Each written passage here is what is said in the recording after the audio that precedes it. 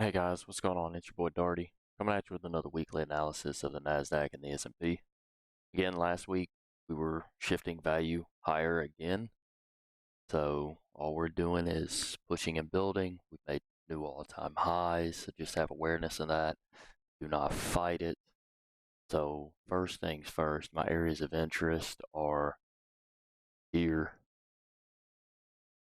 and here. So roughly the 5,000, big round number, and then roughly that kind of 17,800, big round number. Those are clear LVNs on this previous week's profile. So as long as we continue building and applying pressure above these two, I'm going to look to build the volume within this range and potentially push higher. So let's look at the daily profiles. So the daily profiles, as you can see, Friday, Thursday, Wednesday, there's the break, continuing to push. I want to bring awareness of the points of controls on both of these. Not tradable information, but just have awareness. The point of controls of Friday's session is on the high side of the value and range. Typically that leads to a continuation, but need to see what the MGI gives us tonight and tomorrow. But I am definitely looking for this 5,000 area as well as 17,800 roughly to be tested to provide continuation. So if we look at the weekly, roughly 542 points roughly is an average movement. Last week, let's see, where's that? Daily, again, 230 points, same thing. S&P, 111 points, and 46 on a weekly and a daily move.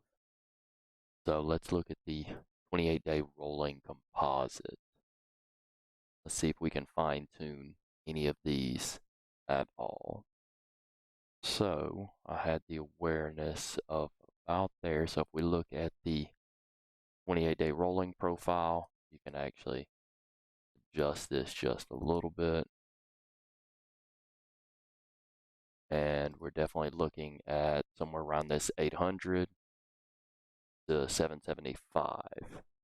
If we come into that potential support area to provide a push up higher, same thing here, big 5,000 mark. I do want to bring attention to the single prints that we have at the 534, as well as in the just about 18,000 round number. So if we go back to the daily profile, I will probably be looking at probably this value high side, probably roughly that 35, about that 10-point range. And then if we look here, probably range high, probably about 980, bottom side of that. Let's look at the composite, see how that holds out like that. I definitely like that there coming down to support those single prints. This, I have this awareness at that 18,000 round number, but I definitely want to see it kind of into this high side, high volume edge right here. So then here, going to be looking for two-way trade. Same thing over here. Above these single prints, just two-way trade, building volume. We break below this single print. Going to look for retest and then a push to probably the 520 area, which is the previous highs, high volume edge right here. Same thing over here on NASDAQ. If we kind of get below this 975 area, I'll look for this to build volume. Trade this down to roughly that 17,900. And if we, again, get below the 900, look for it to cross to the value to this dominant LVN that we have here. Same thing here. We get below about that 518 over here. I will look to trade this toward 5,000.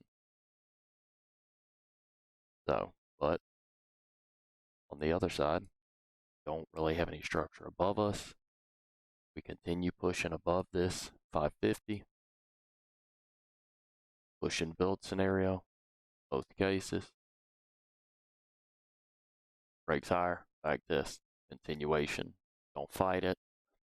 So if we are looking at the 542 on a weekly movement, close here. So you could move all the way up to roughly 18,600. Could come all the way back down to test this 17.5 area. Same thing on this.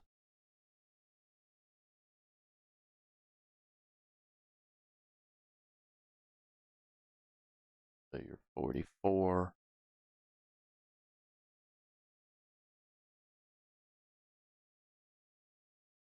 Actually, 100 points down comes down to about to test this 40.90 area.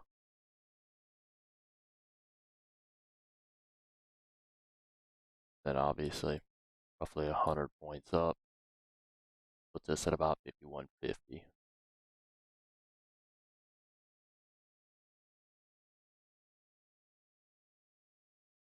Kind of throw some lines out there, just awareness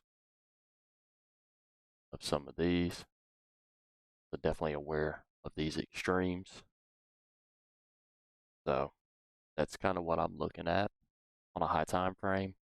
Again, two-way trade within this, we break below the single prints. Then looking to trade lower to roughly this 17.9, probably 5,020, somewhere in that ballpark.